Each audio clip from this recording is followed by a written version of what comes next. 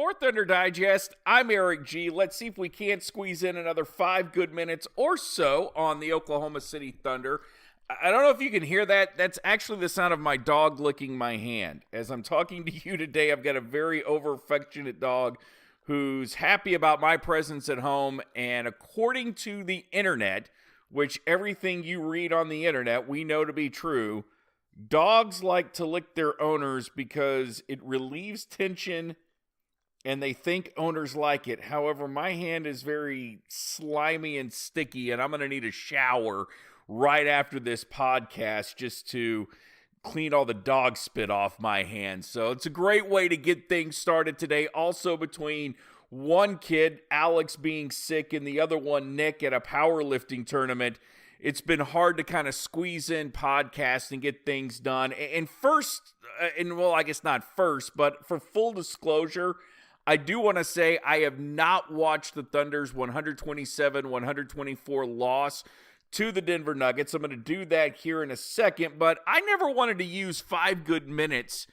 as a breakdown of games. I always wanted to use it as a chance to talk about the topics that are surrounding the Thunder right now and go a little deeper into the topics that might be concerning the NBA. And speaking of topics that concern the NBA, I'm very proud and excited to announce that Monday will be the start of a brand new podcast with Brady Trantham of Thunder Digest. We're calling it the G League, where we're not going to strictly focus on the Oklahoma City Thunder. We're going to be focusing on the NBA as a whole. And this will be part of the Thunder Digest network. Also, I'm very excited to announce that some new things are coming later in the month of February. There are some projects that I have been working on and I'm finally at a point able now where I can get them off the ground. So that ought to be a lot of fun. And look for several podcasts in the future, also some writing, and I'm working with another guy. I'm going to keep that secret for now, but there's another guy in the Oklahoma City market I'm working with who's also very excited to be a part of this project, and hopefully you will enjoy it. Hopefully what we have as far as content is something you're very interested in. It's going to be a little old school mixed with a little new school, and this should be a lot of fun.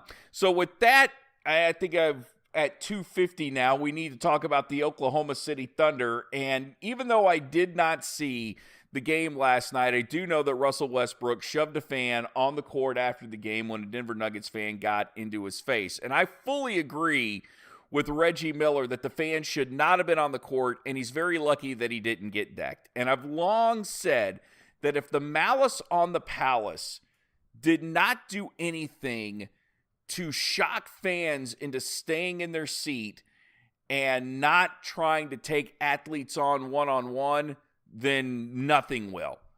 I thought the malice in the palace would honestly calm fans down. And for the most part, fans are calm, and it really is certain ones. I shouldn't group fans under one flag. It's just certain ones that have this tendency to get a little bit of liquid courage or too much liquid courage, or some that just think that they can get away with anything. And until somebody ends up in the hospital seriously hurt, and please don't think I'm advocating this. I'm not advocating that a professional athlete go nuts on a fan and break his face in 5 different places or seriously do some damage to someone. But until that happens, we're going to see incidents like this. And I've been critical of Russell Westbrook. I don't like the way that he deals with the media sometimes, and he can be very closed off. And I still honestly believe if he just could adapt a little bit of Magic Johnson, he would be the most popular player in the league. This is one time I'm totally on his side.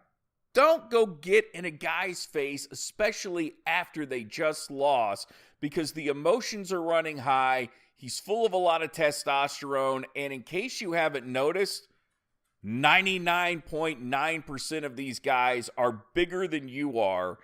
And when fist meets face, it's not going to turn out well. You have to know your bounds. And there unfortunately isn't any easy answer to this. You could stop. You could limit the sale of alcohol. You could serve as much alcohol as you want. Sometimes alcohol's not even involved.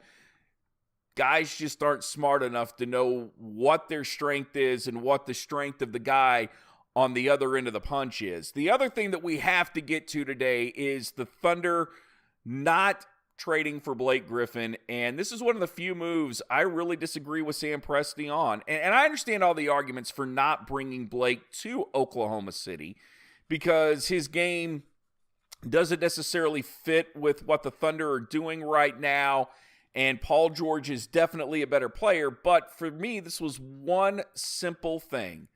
Paul George won't be under contract at the end of the year. Thus, that makes him an unrestricted free agent, and he can go anywhere. And Blake Griffin just signed a long-term deal.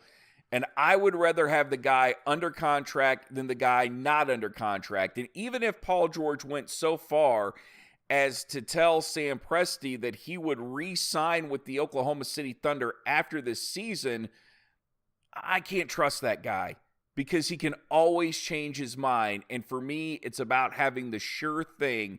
And I love the idea of a lineup that includes Russell Westbrook, Carmelo Anthony, Blake Griffin, Steven Adams, and I guess for now, Terrence Ferguson or maybe even Jeremy Grant. I'd actually kind of like to see Jeremy Grant get a chance to be in that starting lineup a little bit more.